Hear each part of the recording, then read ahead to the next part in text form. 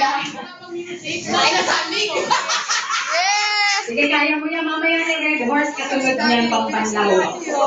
Go, Kuya Epi! O, sino mga pambato natin dito? Si Kuya Epi, medyo relax. Kuya Epi! Okay, alaman naman. Okay, Joey! Joey, medyo nagpapasweet ng konti, pero humahabol. Kaya nga eh.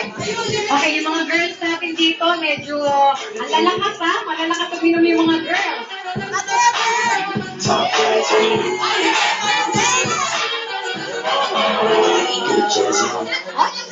Anong lalas? Wala sa butas yan, Empoy. Nasa sip-sip yan. Kung paano mo. Hindi na babawasan, oh. Yan na! Tita Jane, wala bang San Miguel sa Pangasinan? First time ba ito? Okay. Leading sa girls, si Tita Jane. Kasi sa boys pa.